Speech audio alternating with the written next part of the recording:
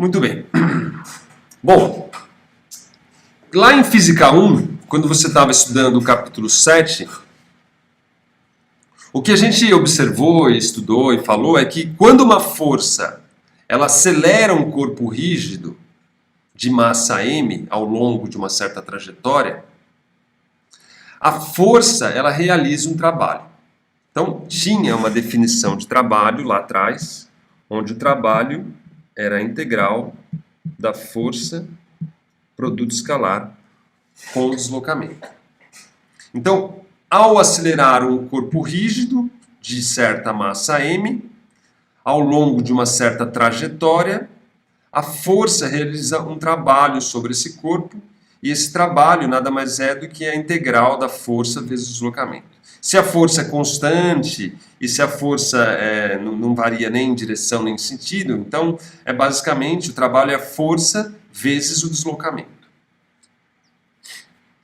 Bom, visto que você está inferindo uma aceleração no objeto, é natural, né, que exista então uma variação da energia cinética.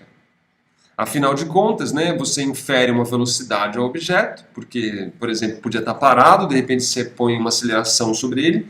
Lembre-se que inferir uma aceleração sobre o objeto é inferir uma variação da velocidade, então a velocidade começa a variar.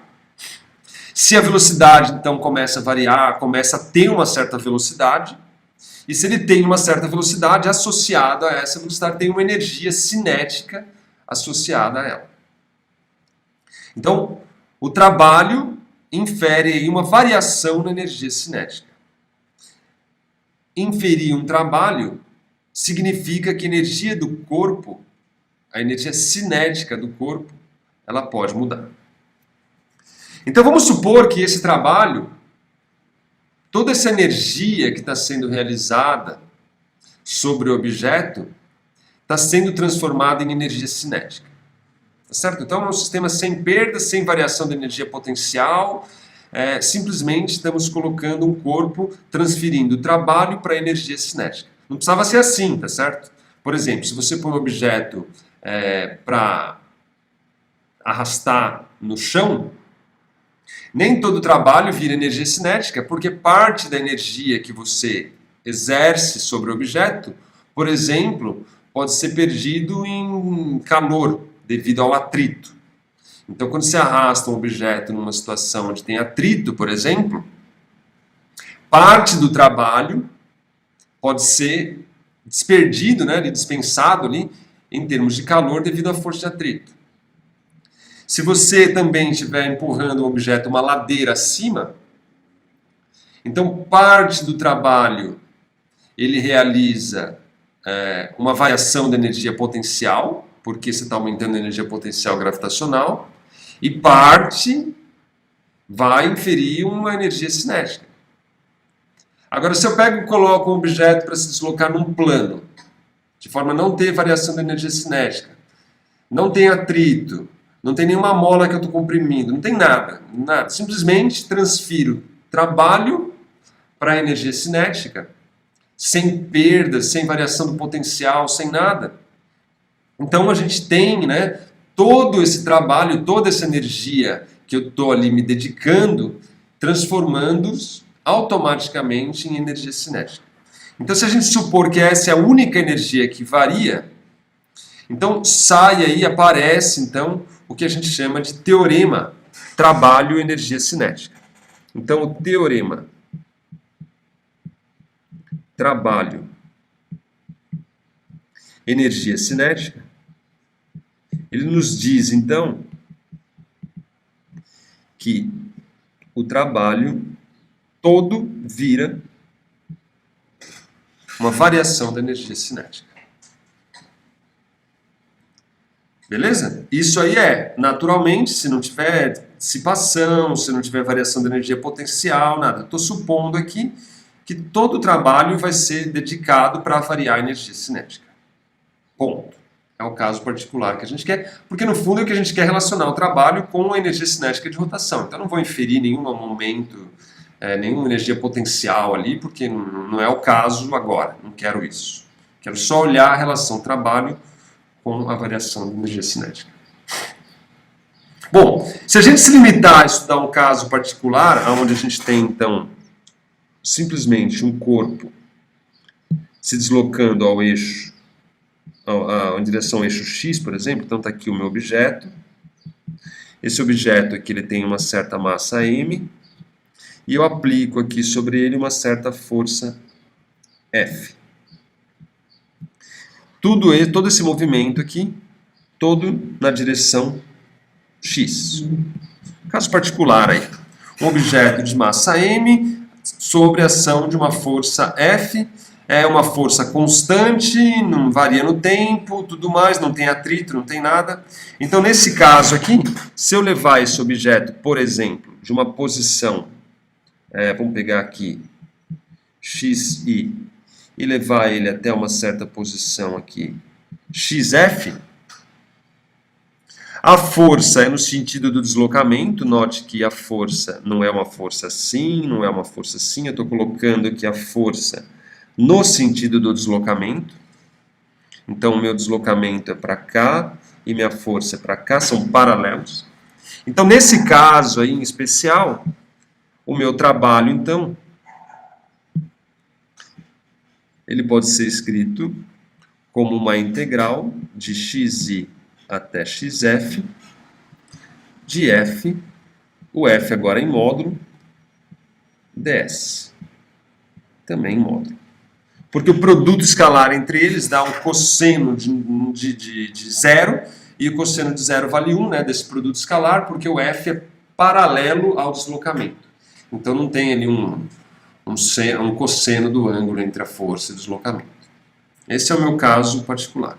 Se essa força é constante, né, então ela pode inclusive sair dessa integral aqui. Então isso aqui fica basicamente, ó, esse f aqui todo, ele sai da integral. Essa integral encosta aqui, ó, basicamente. Opa, ficou faltando um pedaço aqui. E esse cara aqui pula para fora da integral, se o f é constante, né, supondo um f constante. Essa integral aqui dá exatamente o caminho todo. A integral de ds de xi até xf vai dar o próprio deslocamento total. Então, se esse deslocamento aqui é um deslocamento d, então isso aqui nada mais é do que módulo de f d. Força vezes o deslocamento. Onde d é o deslocamento total, então, desse objeto. Isso, naturalmente, se f é constante. Isso é o que já trabalhou, já conhece, caso particular, da energia, trabalho, etc, etc, etc. A gente pode também se perguntar qual é a potência associada a esse objeto, ou seja, a potência é a taxa com que o trabalho é realizado. Então, é a taxa de variação do W, porque você pode fazer esse W atuar numa fração de segundo. Você leva ele de xi até xf em 0,1 segundo. Então, é muita energia, que é F vezes D, aplicado numa fração de tempo. Então, uma alta potência.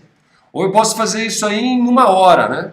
Então, eu tenho aí um tempo aí para poder deslocar isso enorme, de forma que a energia ela vai sendo despenhada ali aos poucos, né? Aos poucos. Então, a potência é baixa. A energia total gasta é a mesma, porém, uma eu levo 1 hora, outra eu levo 2 segundos, ou uma fração de segundo. Então, a gente quer ter uma noção do quão rápido a gente está gastando essa energia. Quem dá essa noção do quão rápido essa energia ela é disposta, disponibilizada para executar esse trabalho, é o que a gente chama de potência, né? Então, a gente define uma grandeza chamada potência, que a gente usa a letra P, que é a taxa de variação com que eu realizo o trabalho. É o trabalho por unidade de tempo, né? Isso me dá a potência, que no caso aqui, visto que essa força é constante, dá a taxa de variação do deslocamento, né? Então, ó, o dW, se você olhar aqui, ó, o trabalho dW é igual a um F ds. Então, se eu fizer um deslocamento infinitesimal ds dado uma certa força F, o que eu tenho é uma variação de energia dW, porque o deslocamento é infinitesimal, a energia também é infinitesimal. Então, para calcular a taxa de variação desse cara aqui, agora o meu F é constante, então esse cara aqui basicamente é um ds dt. E esse ds dt aqui é a minha velocidade. Então a potência nada mais é do que F produto com V. Isso tudo falando em translação. A ideia é agora fazer todo esse análogo, né, calcular a potência e o trabalho fazendo uso dos objetos de rotação, para analisar os objetos de rotação. A grande pergunta é como é que fica essa expressão e também essa expressão aqui. Como é que fica isso para um objeto em rotação? Essa aqui é a minha potência para o caso de um movimento unidimensional, né? A gente está pegando o caso particular, onde a força é constante, o deslocamento é só numa direção, etc. E esse caso aqui é a expressão geral do meu trabalho. Como é que fica essas expressões, então, para o caso dos objetos de rotação? Então é isso que a gente vai fazer. Vocês vão ver que não é muito trabalhoso. E a gente faz isso também analisando novamente a figura 10 e 17. Então, o objetivo nessa sessão é fazer algo análogo aqui que a gente fez até agora para as rotações. O que a gente sabe até agora? O que a gente já viu estudando esses capítulos passados? Quando você tem um torque que infere uma aceleração, né, angular no objeto, certo? Você põe um objeto, um corpo rígido, para movimentar, esse torque, necessariamente, ele tem que realizar um trabalho sobre o corpo, visto que ele infere uma variação da energia cinética. Tá certo? O torque está relacionado com uma aceleração. A aceleração vai inferir uma variação da velocidade angular. O objeto, então, vai ter associado a ele uma energia cinética, que a gente já viu que era dado por I ômega ao quadrado sobre 2, onde o ômega é a velocidade angular. Então, o torque infere uma aceleração que, por sua vez, faz com que a variação da energia cinética aconteça, né? Faça com que a energia cinética varie. Logo, se a energia cinética está variando, automaticamente está sendo realizado um trabalho. Então, esse torque realiza um trabalho sobre o corpo, o que faz com que a energia cinética rotacional do corpo, que é igual a 1 meio de ômega ao quadrado, varie. Isso a gente já tem bem claro, né? A gente já sabe que isso acontece. Como a gente vai ver aqui, nessa situação, a gente pode relacionar a variação da energia cinética de rotação ao trabalho. Onde agora, né, esse trabalho ele vai estar relacionado ao torque que é aplicado ao sistema e ao deslocamento angular. Então veja a analogia. Ó. Aqui você tem uma força e deslocamento linear. O que eu vou mostrar é que você vai ter uma relação onde o trabalho está relacionado com o torque e a variação da posição angular. E não a posição linear ali, a variação da posição linear.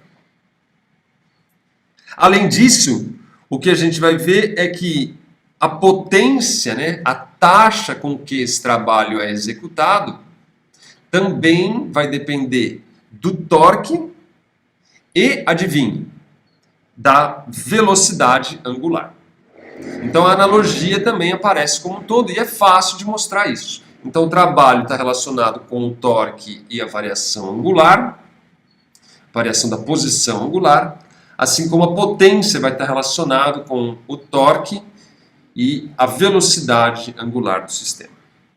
Então, vamos lá trabalhar para obter essas relações aí que eu estou já adiantando aqui para vocês. Então, novamente, eu parto da figura 1017, vamos buscar ela lá em cima.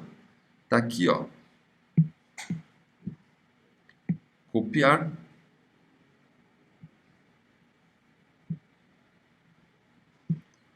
Está aqui a nossa brincadeira.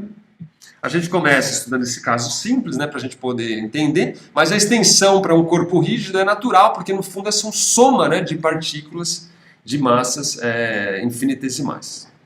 Então a gente tem essa situação, tem uma força F que faz girar esse corpo rígido, que é composto aí por uma massa M', né, e presa, né, a uma extremidade de uma barra de massa desprezível. Certo? Então essa barra aqui, enfatizando novamente, a gente não ignora ela por completo, então não leva em conta o momento de inércia dela, nada, porque a gente está falando que a massa é igual a zero. Durante a rotação, né, durante a aplicação dessa força, necessariamente está associado um trabalho, visto que existe uma variação da energia cinética. Porque esse objeto agora começa a rodar devido à presença dessa força tangencial, e isso infere uma variação da energia cinética. Pelo teorema trabalho, energia cinética, né, a gente sabe que o trabalho realizado é igual à variação da energia cinética. Onde a energia cinética, no caso de rotações, nada mais é do que I ômega ao quadrado sobre 2. Que vem, né, do fato, por exemplo, se você pegar aqui e analisar esse cara aqui, a gente pode deduzir rapidamente aqui a energia cinética, né, ó. Você tem que a energia cinética é igual a 1/2 de mv ao quadrado, mais a velocidade está relacionada com a velocidade angular com a expressão ômega-r. Logo, a energia cinética é 1/2 de m ômega ao quadrado r ao quadrado, mais mr ao quadrado é igual ao momento de inércia, de forma que aqui eu tiro que a energia cinética é igual a 1/2 de I ômega ao quadrado, que é a minha expressão aqui em cima.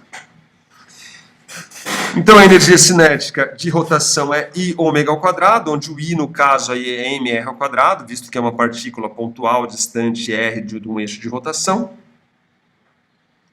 A variação da energia cinética, então, aqui em cima, ela nada mais é do que 1/2 de I ômega final ao quadrado menos 1/2 de I. Note que o I só depende da propriedade do objeto, né? Não varia, né? É constante, porque a distância entre o braço é constante, a massa é constante.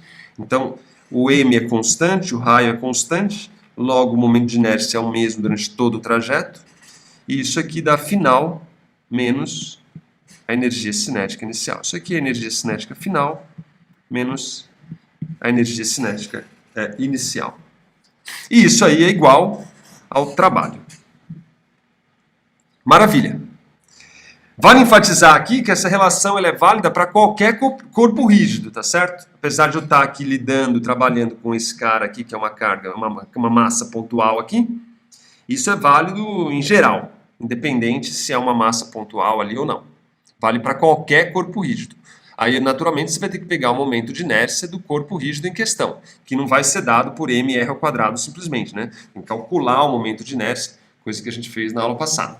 Mas, dado o momento de inércia, dada a velocidade angular, eu tenho a energia cinética final, inicial, e aí então eu tenho como calcular a variação da energia cinética. Bom, feito esse primeiro passo aí, agora a gente tem que relacionar o trabalho com o torque. O primeiro passo é relacionar a energia cinética com as variáveis de rotação. Agora eu quero relacionar o trabalho com o torque. Como é que eu faço isso? Como é que o trabalho realizado sobre o corpo aí se relaciona com o torque que é aplicado, né, exercido sobre esse corpo? Então, para a gente entender essa relação, a gente estuda um deslocamento infinitesimal. Então, ó, pensa numa fração de tempo aqui, numa fraçãozinha de tempo. Esse objeto, então, ele está aqui num certo tempo t1, e numa fração de tempo depois, esse objeto ele veio parar aqui, ó.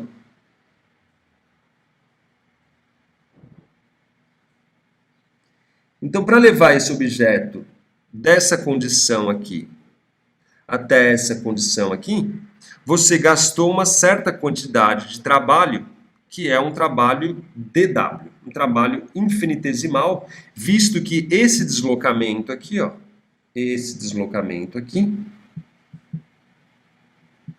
é um deslocamento infinitesimal também, ds. Então, me desloquei ali um certo pedacinho, um arco de circunferência bem pequenininho, ds, dado a atuação dessa minha força aqui, Ft.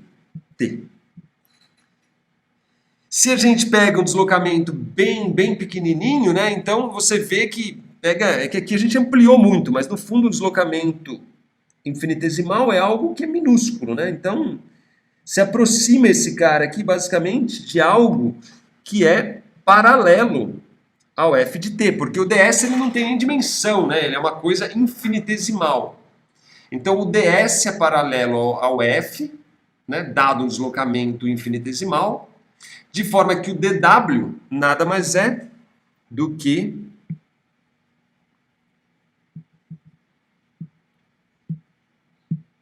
um f, mas é o f que realiza trabalho, quem é o f de t, né?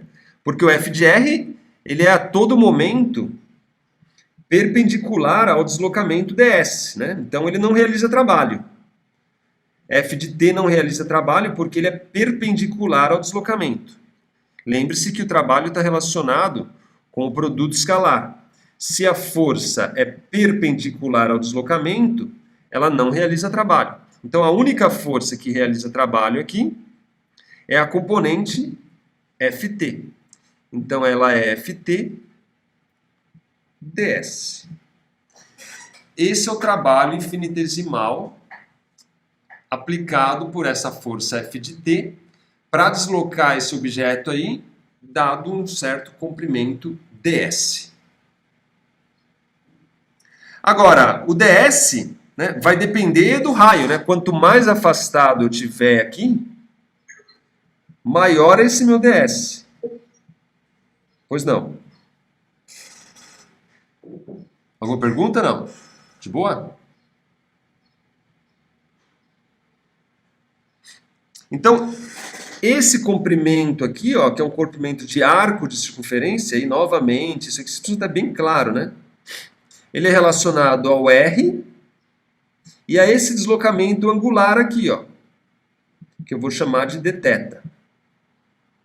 Então, meu ds é igual a um R dθ. Certo? É aquela ideia, né? 2πr dá o comprimento total. πr dá o comprimento de meia circunferência. π sobre 2r dá o comprimento de 1/4 de circunferência. dθr dá o comprimento desse ds, né? O r vezes a variação angular me dá o deslocamento na circunferência. Então, o ds é um r dθ. Então, daqui eu tiro que o dw é um ft r dθ.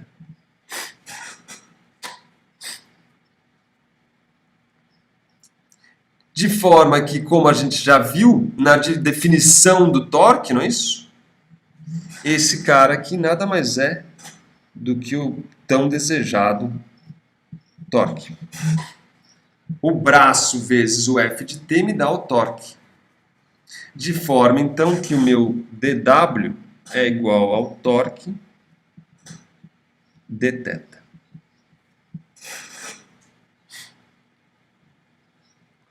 O trabalho, então, nada mais é, integro aqui de um certo inicial até um certo final, integro aqui de um certo θ inicial até um certo θ final. Essa integral aqui me dá o trabalho, e isso aqui, então, me dá uma integral de θi até θf do torque dθ. Esse cara, então, é o tão desejado trabalho dado um torque e um deslocamento angular.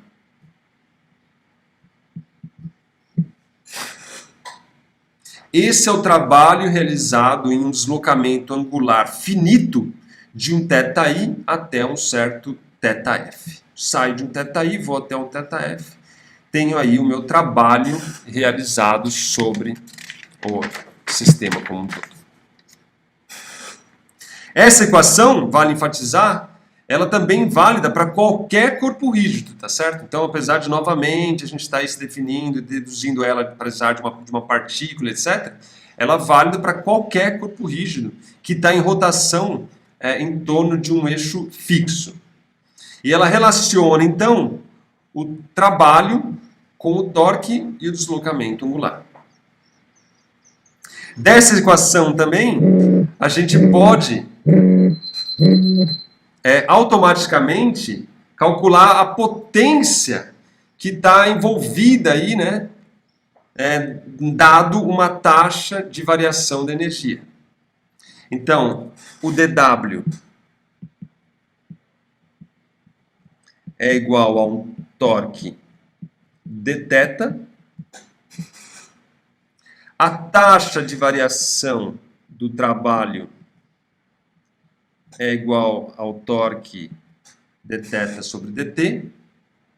Se o torque é constante, não varia e etc, etc, então esse dt aqui é a variação só do dθ, porque esse cara é constante.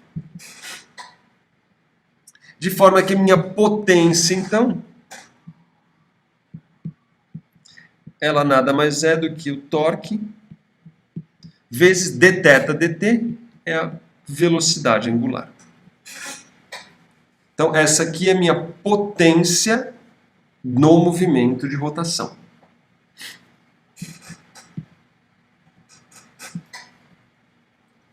Veja a analogia, olha. Vamos puxar aqui, ó. Torque dθ.